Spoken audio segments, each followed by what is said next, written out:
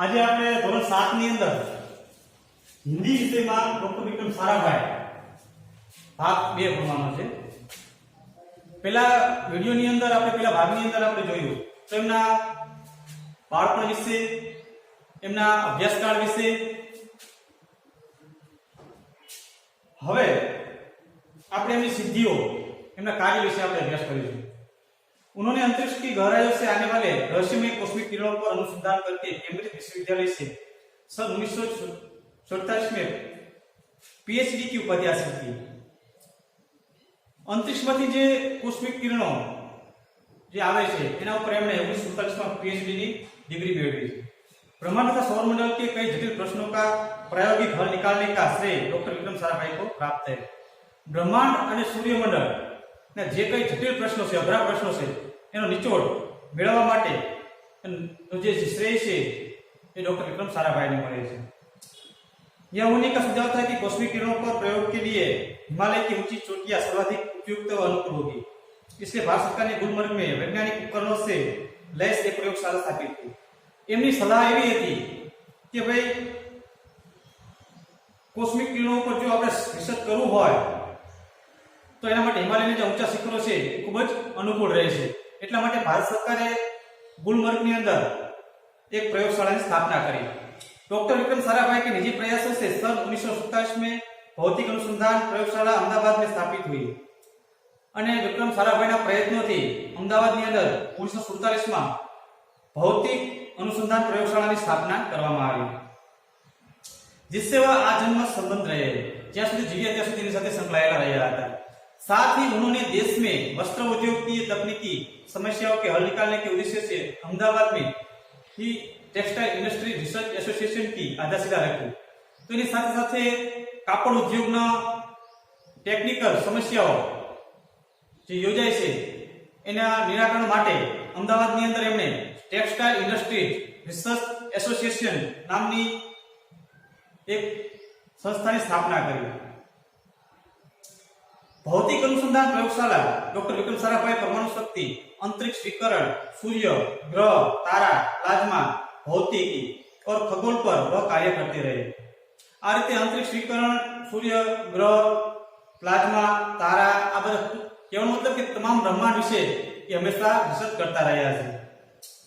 सन 1961 में वे परमाणु ऊर्जा आयोग के सदस्य बनाए गए। मित्रों અહીંયા જે બોર્ડ પર જે ઇન્સ્ટિટ્યુશન સાથે જે સૂચના લખી છે, જે કાર્યશૈલી કે જે લખી છે એ તમારી નોટબુકમાં નોંધ કરજો। सन 1961 में परमाणु ऊर्जा आयोग के सदस्य बनाए गए। 1961 में તે परमाणु ऊर्जा आयोगના સભ્ય બન્યા। डॉक्टर भाभा की मृत्यु के पश्चात परमाणु ऊर्जा संस्थानों का भार युवा वैज्ञानिक डॉक्टर विक्रम साराभाई के कंधों पर ही आ गया। उन्होंने भारतीय अनुसंधान केंद्र का गठन किया।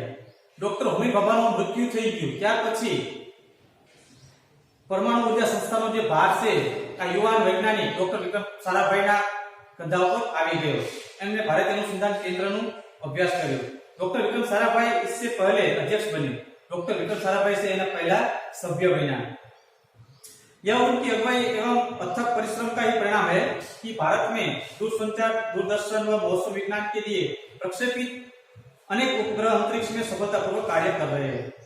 तो આપણે જોઈએ છીએ મિત્રો કે આપણે જે તે સુવિધા મેળવીએ છીએ, એ સગવડ મેળવીએ છીએ કે ભાઈ દૂરદર્શન છે, સંચાર નિગમો જે છે, બરોબર દૂરસંચાર છે કે મોસમ વિજ્ઞાન છે, આબોહવા જે છે, આ જે કઈ તાપમાન, જે કઈ આપણે જે માહિતી મેળવીએ છીએ એ તમામ નો શ્રેય ડોક્ટર વિક્રમ સારાભાઈને જાય છે। કારણ કે એમના સફળ પ્રયત્નો દ્વારા બ્રહ્માંડની અંદર, અંતરિક્ષની અંદર સેટેલાઇટો મૂકવામાં આવ્યા છે। डॉक्टर विक्रम साराभाई ने अपना संपूर्ण जीवन भारत तथा विज्ञान के समग्र विकास के लिए समर्पित कर दिया। डॉक्टर विक्रम साराभाई પોતાનું સંપૂર્ણ જીવન ભારત અને વિજ્ઞાન માટે समर्पित કરી દીધું છે। भारत के विकास में उत्कृष्ट योगदान के लिए उन्हें कई राष्ट्रीय और अंतर्राष्ट्रीय सम्मान प्राप्त हुए। भारत અને વિજ્ઞાનના વિકાસ માટે એમને ઘણા બધા રાષ્ટ્રીય અને આંતરરાષ્ટ્રીય પુરસ્કારો મળ્યા છે। सन 1962 में उन्हें डॉक्टर शांति स्वरूप भटनागर पुरस्कार, सन 1966 में पद्म भूषण तथा सन 1972 में मरणोत्तर पद्म विभूषण जैसे अलंकारों से नवाजा गया है। 1962 में शांति स्वरूप भटनागर पुरस्कार મળ્યો છે। 1966 માં પદ્મભૂષણ અને 1972 માં મરણોત્તર એટલે કે એમના મૃત્યુ પછી पद्म विभूषण पुरस्कार મળ્યો છે। निशस्त्रीकरण से संबंधित कई महत्वपूर्ण अंतरराष्ट्रीय संस्थाओं में भी भारत के प्रतिनिधि रहे हैं। डॉक्टर विक्रम साराभाई सन 1966 में international council of scientific union के सदस्य रहे। 1966 में international council of scientific union ना सभ्य પણ રહી ચૂક્યા છે। 1968 में संयुक्त राष्ट्र संघ में यूनेस्को के विज्ञान विभाग के अध्यक्ष बने। 1968 में ते यूनेस्को ना विज्ञान विभाग ना सभ्य बन्या। उन्हें इंडियन जियोलॉजिकल यूनियन का प्रमुख बनाया गया। तेमने इंडियन जियोलॉजिकल यूनियन નો प्रमुख પણ બનાવવામાં આવ્યા છે। डॉक्टर विक्रम साराभाई सन 1970 में वियना शांति अंतरराष्ट्रीय मंच के 14वीं परिषद के प्रमुख बने। 1970 में डॉक्टर विक्रम साराभाई वियना शांति अंतरराष्ट्रीय मंचना 14वीं परिषद ना सभ्य बन्या के प्रमुख बन्या। सन 1971 में संयुक्त राष्ट्र संघ परिषद के उपाध्यक्ष व बाद में विज्ञान विभाग के अध्यक्ष बनाए गए। 1971 में संयुक्त राष्ट्र संघ परिषद ना उपाध्यक्ष बन्या અને ત્યાર પછી તેમને વિજ્ઞાન વિભાગના અધ્યક્ષ પણ બનાવવામાં કે સભ્ય પણ બનાવવામાં આવ્યા। वह केवल उच्च कोटि के वैज्ञानिक नहीं थे बल्कि व्यस्तताओं के बावजूद कला शिक्षा व समाज के लिए पर्याप्त समय निकाल लेते थे। તે ફક્ત ઉચ્ચ કોટીના વૈજ્ઞાનિક પણ નતા પરંતુ તેમને ખૂબ જ પ્રવૃત્તિમય જીવનમાં પણ ઘણો બધો સમય કળા પાછળ શિક્ષણ પાછળ અને સમાજ પાછળ પણ काटता रहा। उनके प्रयासों से अहमदाबाद में लोक विज्ञान केंद्र एवं नेहरू विकास संस्थान की स्थापना हुई। તેમના પ્રયત્નોથી અમદાવાદની અંદર લોક વિજ્ઞાન કેન્દ્ર અને नेहरू विकास संस्थान की स्थापना થઈ છે। वहां यहाँ वह जन सामान्य की विज्ञान के प्रति रुचि जागृत करने के लिए कार्य करते हैं। ત્યાં તેઓ सामान्य लोगोना विज्ञान प्रत्ये रुचि जागे તે માટે તે કાર્ય કરતા રહે છે। वह 21 दिसंबर 1971 की काली तारीख थी। 21 दिसंबर 1971 ની रात्रे डॉक्टर विक्रम साराभाई को त्रिवेंद्रम लॉन्चिंग स्टेशन कुंभा में कार्य निरीक्षण के लिए भेजा गया। डॉक्टर विक्रम साराभाई ने त्रिवेंद्रम लॉन्चिंग स्टेशन कुंभा में कार्य निरीक्षण માટે મોકલવામાં આવ્યા।